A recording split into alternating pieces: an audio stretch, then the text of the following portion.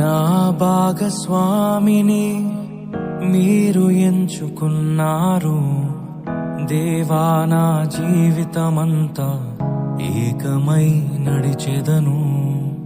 నా ప్రియునితో నన్ను జతపరచి ఉన్నారు దేవా, నా జీవితమంతా ఏకమై ఉండెదను. నాయందు నీ వివాహ కార్యమును విశ్వాసముతో స్వీకరించెదన్.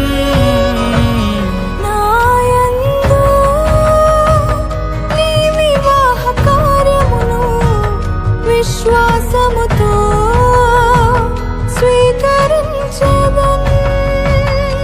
పరలోక సాక్షిగా నీ సన్నిధిలో నేను పరమాత్ముని కార్య